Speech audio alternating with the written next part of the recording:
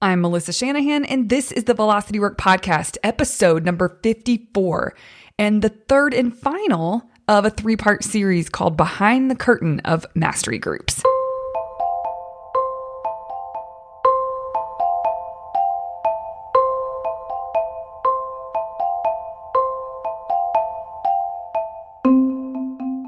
Welcome back to this mini series we're doing. So this is part 3, the last of Behind the Curtain of Mastery Groups. And for those of you who've reached out just to let us know that this has been fun to listen to and just that, thank you. Because, you know, on the other side of the podcast, sometimes it's crickets. You don't really know how it's being received. And we wanted this to be something that was fun to listen to.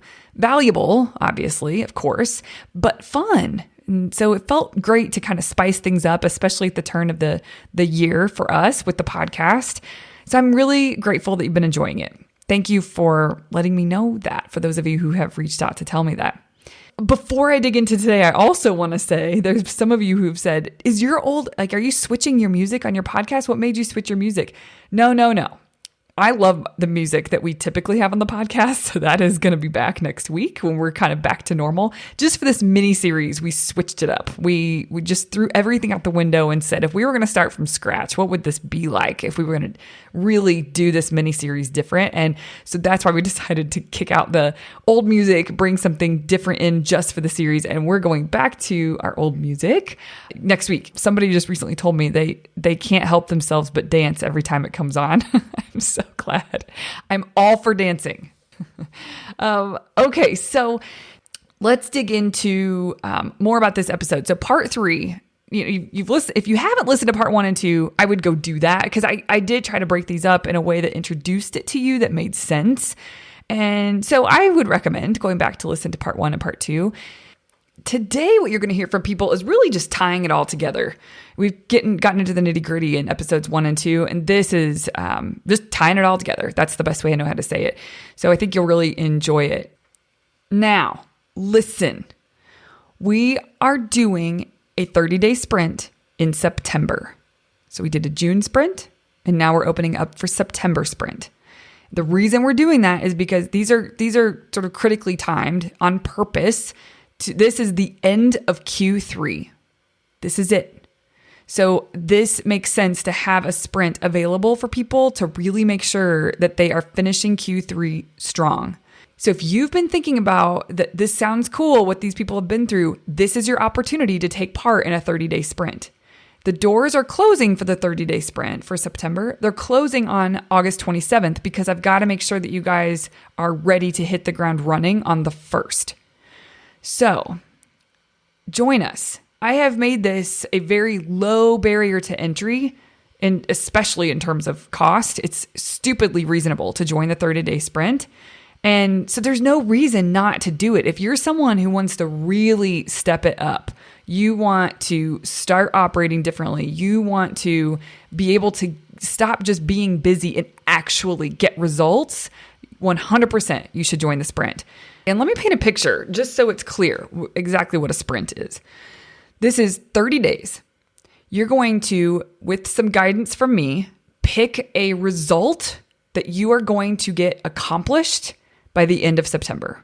So in your 30-day sprint, something big, and it needs to be an on-the-business kind of result that you've been thinking about, you've been wanting to do, or you know your business just needs. Okay, so you're going to pick a result that you're going to make headway towards and complete by the end of September. I put you in these small pods, so to speak, with other owner attorneys. There's 5 max in each group, so it's very personalized. This whole program is very personalized and high touch. When you're enrolling in the September sprint, you get to pick your first and second preference for the daily check-in time. The first group is full, so that's not available anymore, but there's other groups that are available. So when you check out, you'll be able to put your preference. The whole point of the September sprint is to apply the principles that you learned in the masterclass to September and towards a very specific result. And so every day you show up at your daily check-in time and we keep track for you on a tracker that we have set up and created. Did you get done the thing you said you were going to do yesterday towards your result? What is the lesson learned that came out of that? And what is the one thing you're going to do today towards that result? And we just keep doing this over and over and over. And so that's what you've heard in these behind the curtain of master groups. That's what they've been doing. Every week there's a coaching call. We go a lot deeper. We talk about barriers. We kind of dig in a little bit more on that weekly coaching call. And then there's a workshop that plus. The main piece of it is the daily accountability and the coaching calls every week. And here's the thing. If you enjoy this podcast, if you enjoy the kind of content that I provide and the things that we talk about here, you will be over the moon with what the September Sprint is. So take part in it. There's a big difference between learning something, sort of consuming content, which, you learn, right? Like you can memorize and you can recite things. But putting them into action is totally different. That's experiential learning. And that is what September Sprint really is. Like at its core, it is you showing up and taking action and learning through that experience, which is a different kind of learning. So I would highly recommend, if you want to stop being busy, if you want to make a headway on actual results, big results for your firm, then get yourself access to that free masterclass, and then you'll be able to take part in the September Sprint if you would like. With that, let's get on to today's show. Enjoy today's episode.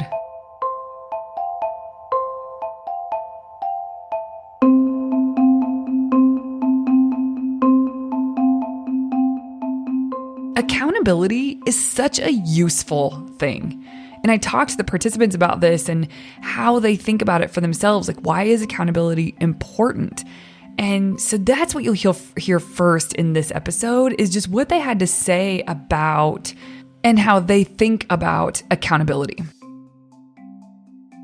So sometimes I think that the benefit of having self-directed work, especially for lawyers, small law firms or solo practitioners, is the advantage is being able to set your own schedule and being able to set your own priorities. I think a lot of people are drawn to that sense of freedom and self-direction and autonomy. That's also a downside in that there's a lack of accountability. It's easy for us to not get things done, make excuses for ourselves, tell us that what we did was good enough. And because you're just judging yourself, there's no one else there to give you outside input. So the framework of going through mastery, and specifically the accountability calls and having to set a goal, show up, say if I did it, put some kind of external pressure on me, which I just don't really have at work, because though I work with other lawyers, it's kind of, the work is self-directed enough, and it's like I do my stuff, and like it's always been good enough. But being able to set metrics and being able to set goals and having to say if I hit it or not hit it, for me, pushed me harder than I would push myself without if I was just doing this on my own without the sense of accountability to others.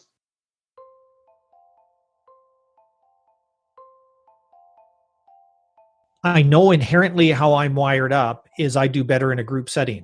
I mean, that's why I started my firm. I like working in a team. Yeah. I like building the team. And so I guess looking back on June, there was no way in the world I was gonna, I think maybe there was one call I missed, but I mean, it was like, okay, this was a priority, but I got a lot out of it, just even listening and being part of that accountability. There is that element of, well, if I said I was going to do something, I don't want to embarrass myself and say I didn't do it in front of colleagues, right? You could do that once or twice, but if you showed up every day and said, oh, I didn't do it, right? I mean, that, if you value your reputation, that drives you to say, well, no, I'm going to do what I say I'm going to do. Right.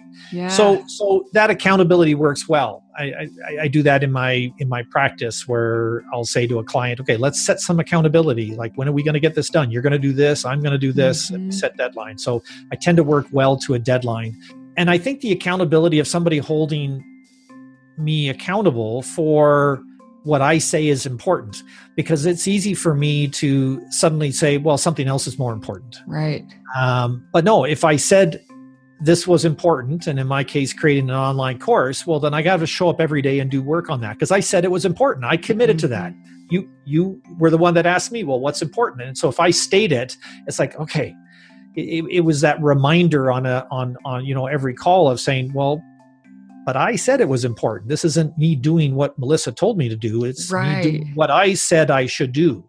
Right. So it sort of brought you back to that goal and those, the commitments you make at the front end.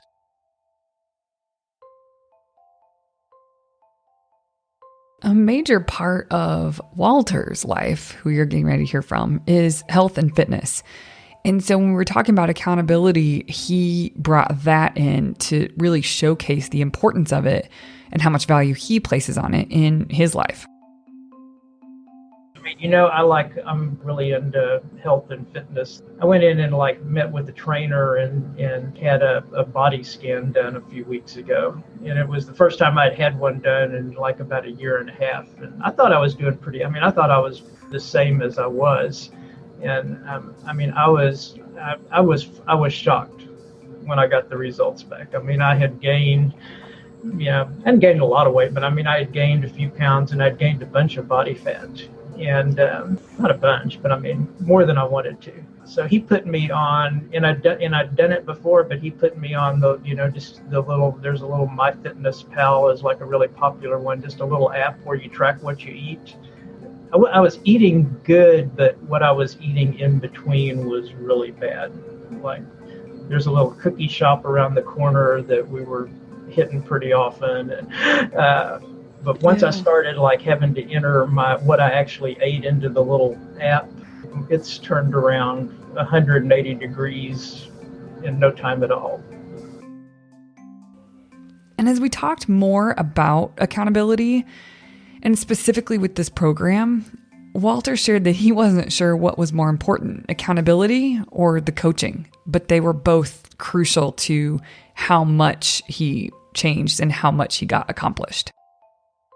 The accountability part is pretty big, but that's only a part of it.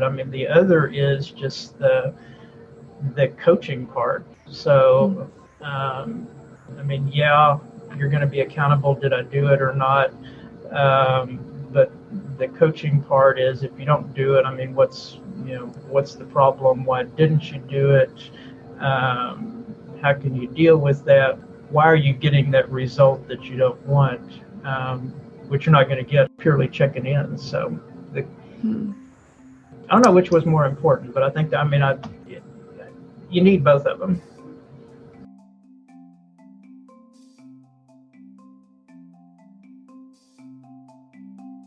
Part of accountability is getting pushed and having people clarify stuff with you. And I know that the lessons that I learned and that I gave ended up being a lot stronger because you and others in the group helped me clarify and revise that lesson more days than not.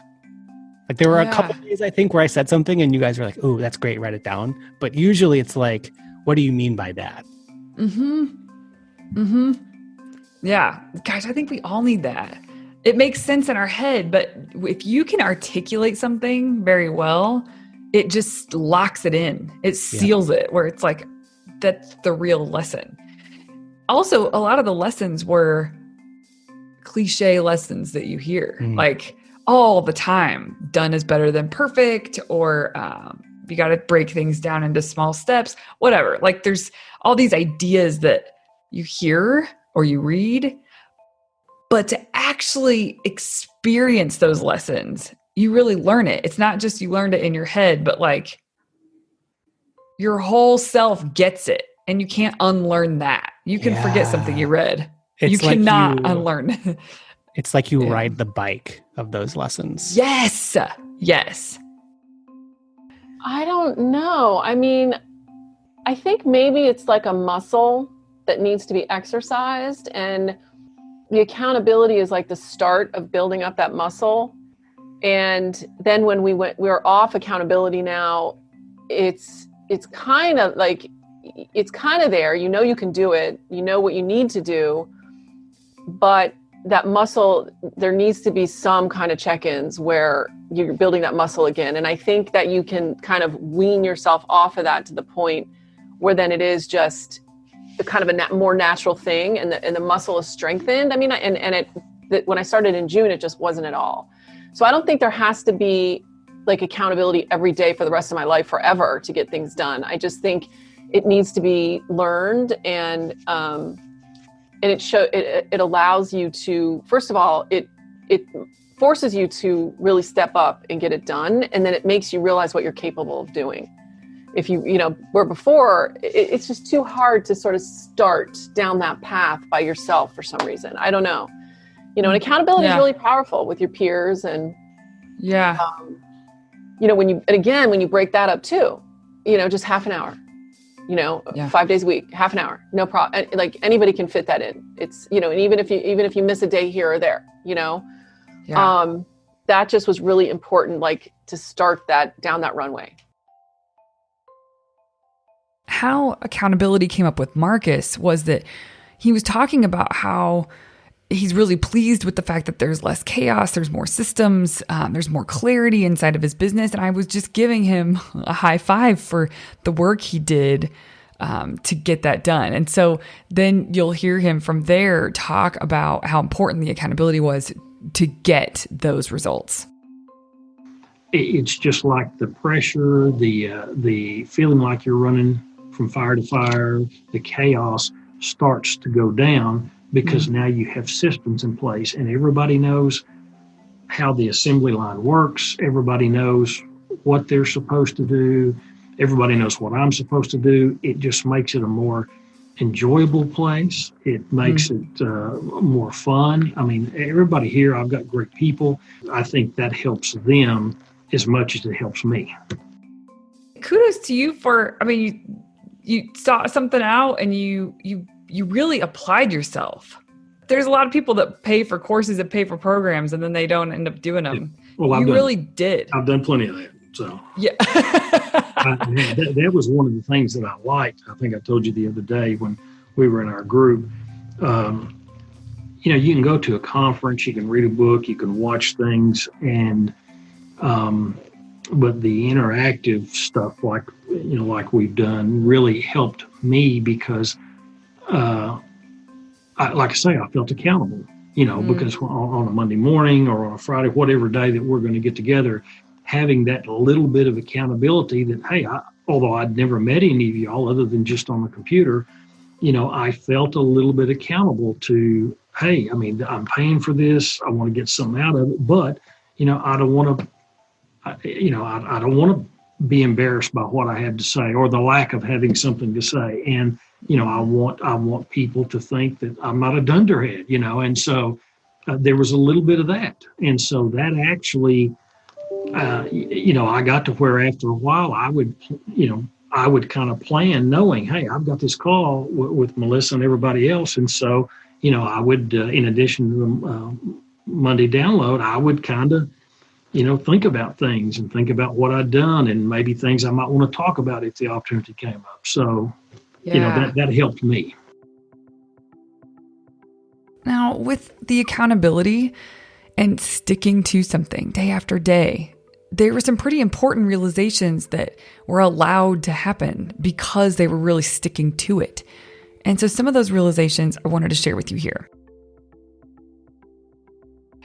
Yeah, there's something I've been thinking about that Ray Dalio says in Principles. He says, going from a firm of just him to 5 was hard. Going from 5 to 10 was hard. Going from 10 to 25 was hard. 25 to 100, and on and up to whatever 5,000. It does not get easier at any step, but the challenges just change, and you're putting yourself into new things, and there are new demands that come up. But the experience, you're not working towards a goal for the goal. The process is the reward in and of itself of doing exciting and interesting things. And that's been something really good for me to reflect on and think of is if I'm trying to work on something like this and trying to build something bigger than myself, I want to be having fun throughout it. I want to be challenging myself, and I want to feel really good, say at the end of the week, about what I did and where I am and where I'm going. Yeah. I was thinking some on that call we had yesterday. I was talking about a barrier that I had with working with a lawyer outside my firm and not really trouble back and forth, and talking it through with you and some suggestions from Joey Vitale. This realization came to me is well, I don't like delegating things. I don't like giving up control. And realizing that about myself and seeing that that's actually an internal barrier to this, that until I get past that challenge, this problem is going to continue to persist. I mean, I never would have realized that, say, 2-3 months ago, because I had to do the work to get to this point to realize this internal barrier that's somewhere deep down that just would never have come up until working through this process, finding this problem within myself, and now trying to work to unravel it. Yes. Yes. I mean, how cool would it be if we always asked ourselves, what internal barrier is preventing me from whatever, breaking through here? Like, what if we always started there? I mean, sure, you can manipulate things outside of you. You can control things outside of you the best of your ability. But if you don't have that willingness to own it, fully own it, and that all starts from within, then you'll always kind of be stuck a little bit, you know? There's always self-limiting beliefs inside ourselves at some point that tell us, I can't do this. This wouldn't work for me. For whatever reasons, we come up with excuses. Yes. Yeah. It's so wild. And when you're saying there's always these self-limiting beliefs, what's crazy about that is that we think that they're facts. We don't think about, like, whatever it is that you're thinking that is the barrier, it feels true. It's like truth, but it's just it's just your perspective. It's just what you're thinking. And so if you can shift what you're thinking, you open up yourself up to an entirely new world, a new level. Absolutely. Yeah. Which is so cool. It's the most fun piece. I think what's interesting is for attorneys that have taken part in mastery groups, and I think it's okay. I think it probably should be this way. The things that I love to geek out about, I know are what will unlock things for them. Because when it comes to like how you execute or the action that you take, that's going to vary from attorney to attorney to attorney. Like, it just depends on what makes sense for you and for your firm and how things are built and how things are set up and how you want them to be. But what is the same for everybody across the board is that unlocking, that sort of the internal work that will just allow you to get to the next level.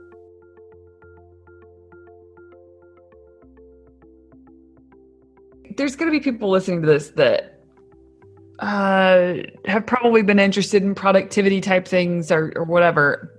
And, you say just plan what you're going to do and get those things done. But and I know that it is that simple, but it's not that easy. It's exhausting. Yeah. It was when I first did it, saying, okay, I'm going to block out this time to get this task done. It was intellectually exhausting to see an email come up and have to have that internal discussion of, don't go chase it. Go do it. Don't go do it. And then you start draining cycles of, I wonder what they need. Well, maybe I can answer it really quickly. Well, if I can get back on that, I can. So it actually was exhausting to try and get yourself to that dedication to say, this is my time. And I've promised this time to my client. I will give only this time to my client, this time to only my client, and get this project done. And then I'll come help you. I promise. Did you find that it gets easier the more you practiced it? Yes, because you stop having those parallel discussions of really wanting to do it. You can say, honor your calendar. Yeah. And then you're back in it because you know that you're not doing all the other tasks that are come with it. One example that I would give, the analogy that I give to my mom all the time about trying to learn a new task. She goes to this grocery store. I say, imagine that at the grocery store, you found your favorite parking space. You know where your car is every time. You know where to find it every time. But it is literally the last parking space in the lot. When I ask you to try and learn something new, you're like, no. I know exactly where it is. But you're not giving value to the fact that you are having to walk the entire length of the parking lot past all those open spaces because you're locked into that one parking spot. Yeah. Give some upfront energy to learn a new process or a new way of finding your car each time. And you can save the cumulative time of finding your car each time that would be at the end of the parking lot. Right. So if we get locked into this, I know where my car is. That's the only place I park. Yeah. If you really look at how much energy you're burning, it's the ROI is there to learn a new task. Yeah. Yeah, definitely. I think what would be very easy is for me to try to market this as this is going to be easy if you join mastery groups. And I actually think it's hard. I think you guys did a lot of hard work in terms of discipline and refocusing and learning a new skill set that you can carry forward. That's not easy. I guess I don't want to give that impression that come on in, we're to the easy house for productivity. Actually, no, but you want some accountability for the hard stuff. That's kind of what it is. Yeah. My prior life being a consultant, so I know all the consultant jokes. And the joke on a consultant is they tell you what time it is with your own watch. But the consultant's response is, yeah, but you had to ask. You have the skills right there. Yes. It is very simple to look at this, but you're still asking because you know you need that help to get to the next level. Yes. Your clients are attorneys. They have achieved something. Even if they're at the back of the class, they have worked their way through a rigorous program, even if it's an easy school. Yes. Everybody can accomplish this, but you need the coach, the outside help to get you through that task and actually make sure you get it done. Yeah. If someone's listening to your class and going, well, I probably should consider that, but let me see if I can get it done on my own first. That's an acknowledgement of, no, I need a coach. I need somebody to get me there. But we as lawyers say, well, I'm going to try it on my own first and then see if I can do it.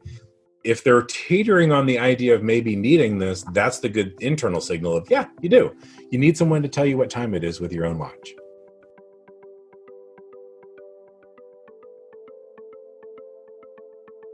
This is an admittedly low investment for a high return because it's teaching you how to do this over time.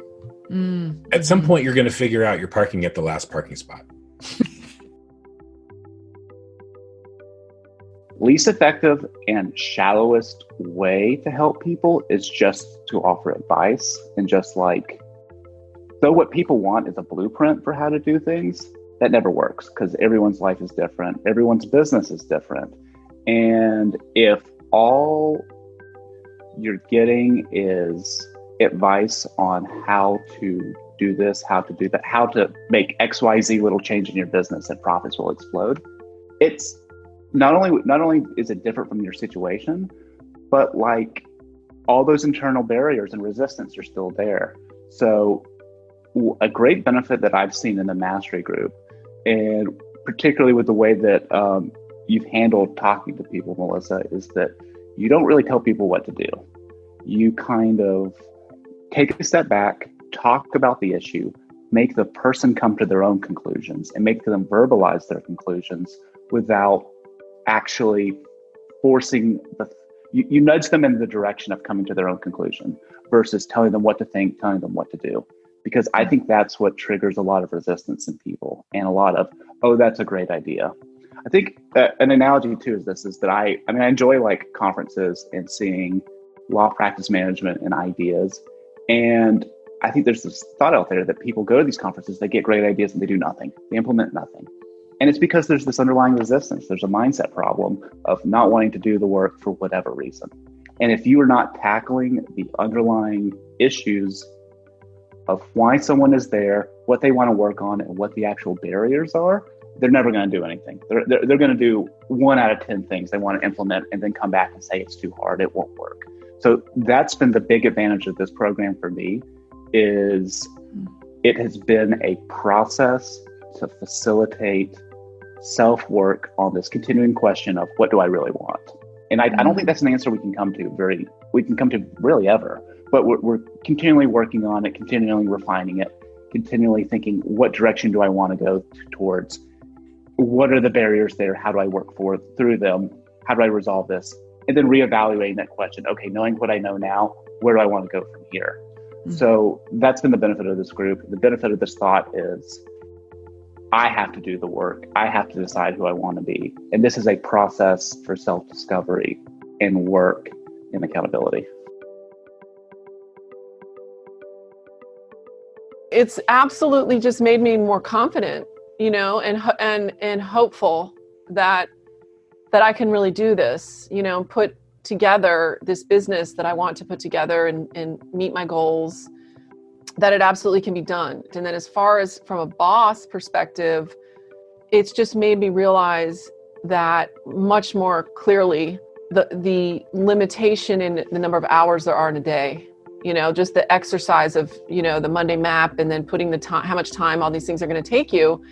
And then I am not a superhero. I don't want to be a superhero. And there is only so much I can do. And I need a life outside of work. And I have to take responsibility for these things and get them off my plate. And so it's given me clarity about my time management, my lack of time management, and how I need to take it seriously, and planning, like you say, you need to take planning seriously, and I need to do it. I can't just like come in here with this fantasy land mind thinking, well, I'm going to just crush this list. It's just not going to happen. Overall, I would say it's given me, much more confidence, and it's also made me much more conscious of the urgency of the need to delegate and what can be delegated. And I'm doing too much on my own. Yeah. Also, it feels like you got clearer because you would really break things down. Mm-hmm. It allowed you to delegate more. No, that's true. If you break things down, got clearer on, absolutely. Like, what I break down my processes, because that's what I've worked on, probate and Medicaid. Like, I don't need to do this. I don't need to be doing this. I don't need to be doing this. Somebody, these people that I have that are working for me are very, very smart and capable, and they can do it. Yeah. I have to teach them. I have to train them. It take a little bit of time, but you put in the time, and it is way better than next week, the week after, I'm not doing it anymore. I would say I'm getting closer to being the owner that I want to be, but I also understand that that's a long journey. One key distinction, and I've shared this with you in some of our June breakouts, you don't become an owner when you start your own firm. One thing that's unique about lawyers is from the first day you start working as a lawyer, you are your own owner. I had a great partner at my last firm tell me, we're all in business for ourselves as lawyers. It's a byproduct of the partnership model. You have your own clients when your first day as an associate. That might be the internal partners in the firm. That might be the external clients that you are bringing in. But at any moment in time, you are an individual business owner responsible for your own path and your success. So this wasn't something that I should have started as when I hung out my shingle. This was something that you start when you become a lawyer and you have this kind of dynamic of your own time. If I had mastered these skills as a baby lawyer, I probably would have been happier in those roles. I also probably would have hung out my shingle a little earlier, but it's understanding how to control your time, because as lawyers, that's sort of the way we sell what we do. So I'm different in that I am continuing that evolution of getting control over my path and how I want to handle each week as it comes along, which makes me better able to serve my clients, better able to serve my family, and better able to take care of myself.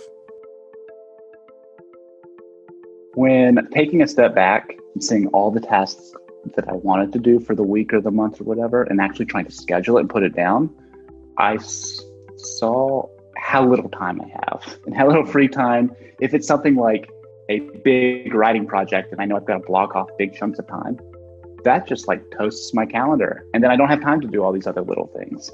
So getting that sense of perspective and realizing how I have to prioritize has really, I think, changed my perspective on what I can do in the business and what I can't do in the business.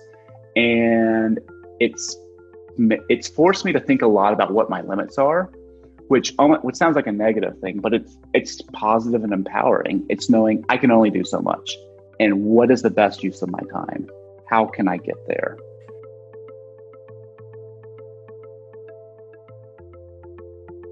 I'm saying no a lot more.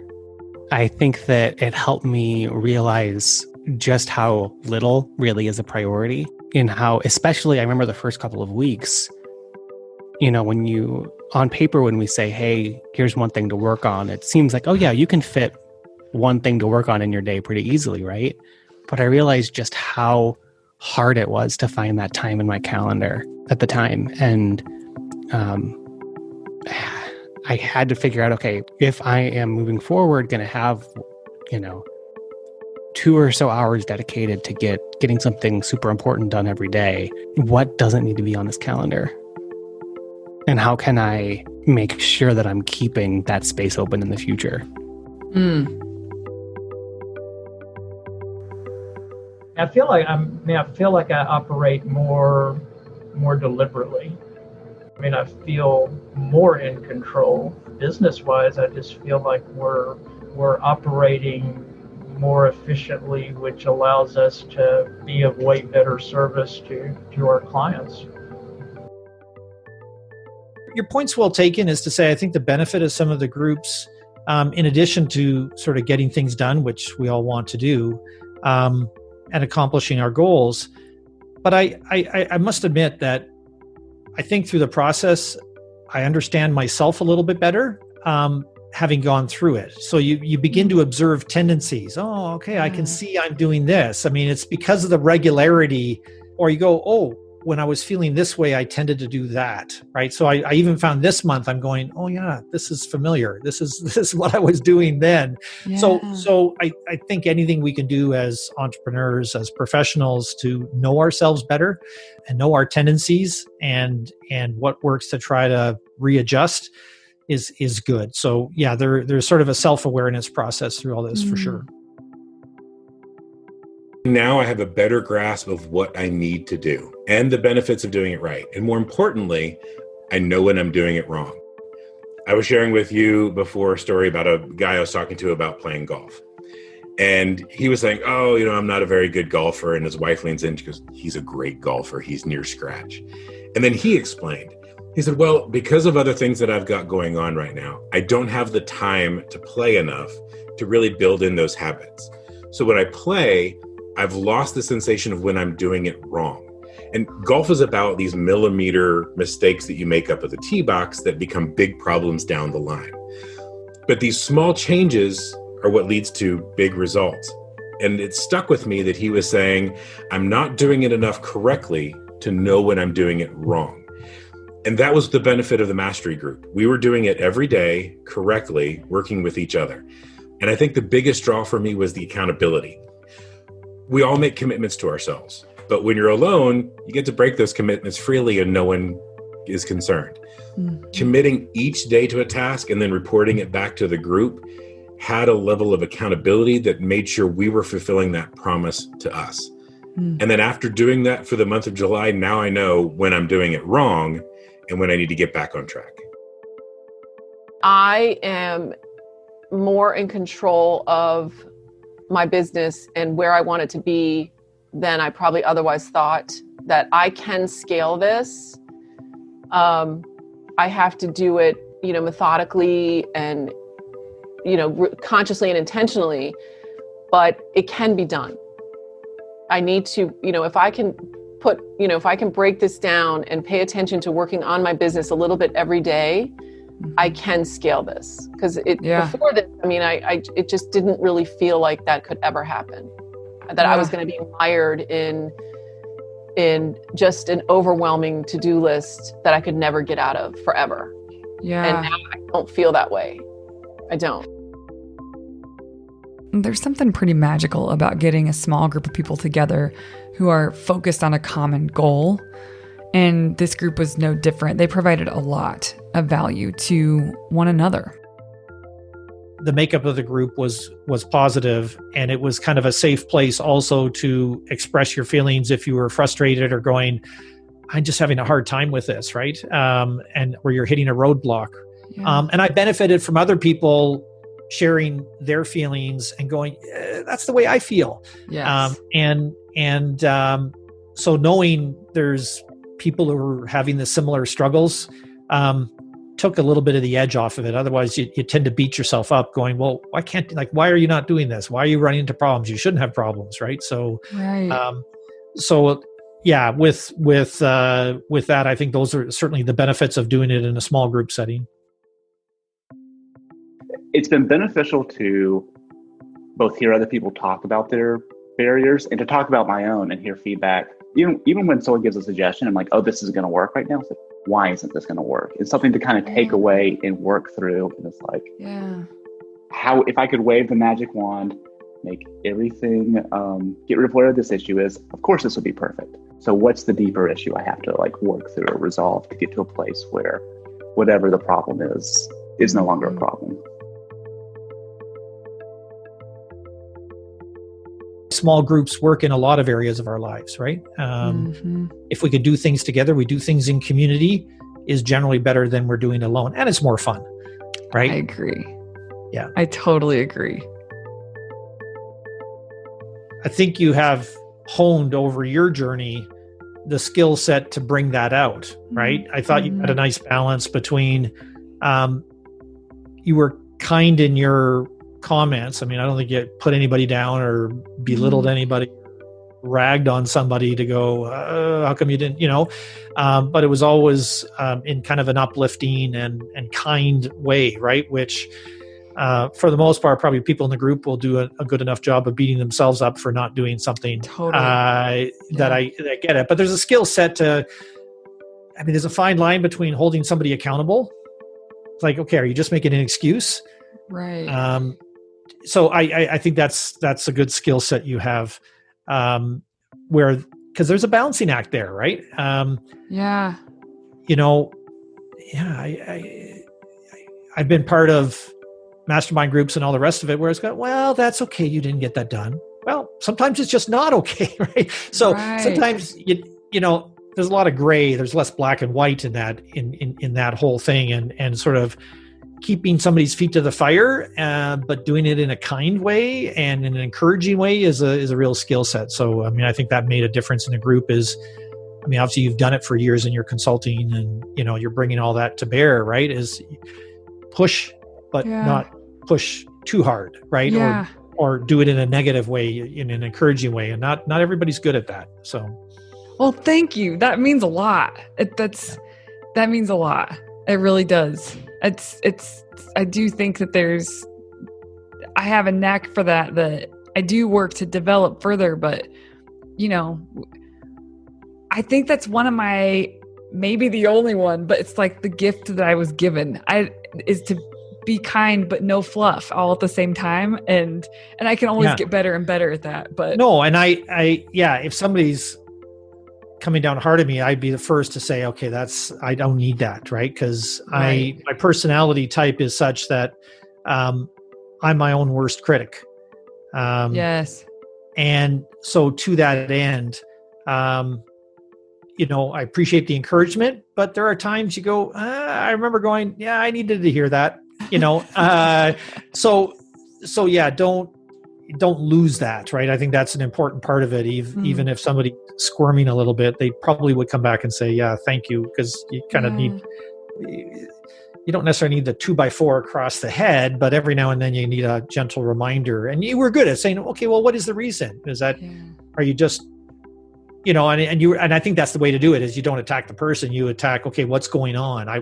I care about you. I want to know what's going on in your head, like with that. Right. And I think you were good at, I can remember a number of instances where, I think with Marcus a couple of times, you kind of dug a little bit. And I thought, that's good. That's good. You did it in a nice way, but you dug, you didn't just move on, right? You dug a little bit on those things. And I think that's sometimes we need that, right? So, well, thank you. With all of these episodes, I really have wanted you guys to just see yourself in these participants and what they're sharing and what's possible. And in the coming snippets that you're about to hear, I really want you to dial into that. I want you to consider what is possible for yourself and how much easier it can be with a 30-day sprint, with accountability, support, community, everything you've heard here. Things that I did in June, it's just immensely lifted this pressure and stress I had on my brain about every single freaking probate case that came into this office. That I didn't have the processes, the checklist, how we do this, what needs to be checked off before we could say, go to the next step, blah, blah, blah, that it was all in my head. And also it's harder on my assistants because I expect them to have that and read my mind and have it in their head too. Right. And it's like, okay, it's all down here. It's on paper. Yeah. A funny thing coming into Mastery is I was thinking about the time commitment of, at least initially, of 30 minutes a day plus a 1 hour call. I thought, do I have time to do this? Is this going to eat up a lot of my schedule? And then the irony was, was when I compared June to March, my billing was up. I worked on this project. I felt happier. I think I had more life satisfaction. Everything was better. And I had committed to something that took up, 10% of my week, but I was so much more productive.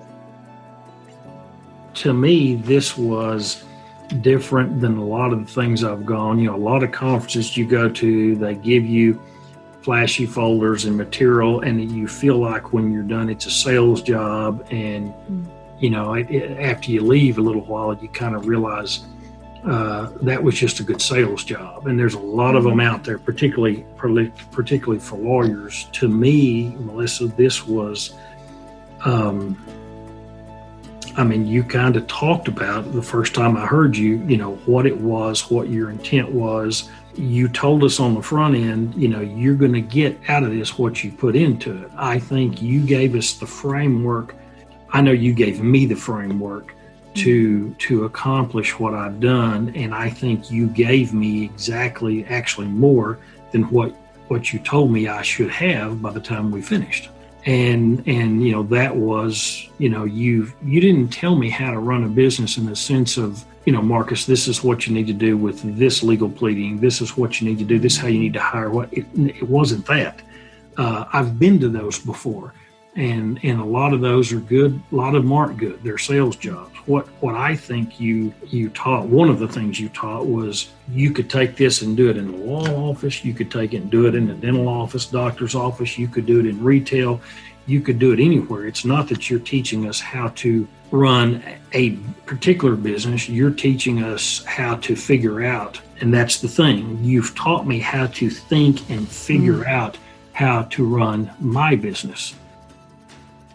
I really do want to teach people how to think for themselves, because there's so much out there. I've taken part in coaching and things like that where they'll tell you what to think, but that's not going to last forever. You always need them. If they're going to tell you what to think, you've always got to keep paying them because you don't know how to think. Right. So that's a really interesting point and I do value that, is how to think about things. I'm glad that that's a takeaway. That's awesome. Yeah, it's great. To me, it's the, like you've probably heard, I've heard all my life, you give the man a fish and feed him for a day, you teach him how to fish, and you've done something for the rest of his life. That's kind of a little bit this.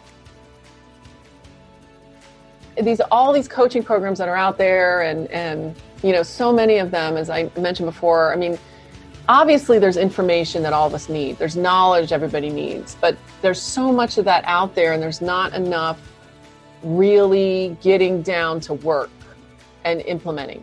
It's either DIY, okay, take all this information that I just put at you with the fire hose and now go implement. Nobody does, except very few. There has to be a structure for it. And to me, the way that you broke this down and really talked about, constraining down, focusing a little bit at a time, and then accountability every day, is like the perfect way to approach it. And if people did this, if all these people out there that I see on Facebook who are searching for tidbits and what should I do and magic and oh my gosh, how do I do this? How do I do blah, blah, blah, blah. And they're reading all what everybody has to say and absorbing all this knowledge. If they actually sat down and did like a June type of a thing, I just really feel like everybody would just be moving ahead. You are so well trained and so well, versed in all of this and work and the human psyche and what makes people do what they do or not do, blah, blah, blah. You make a ton of sense. Not everybody's like that.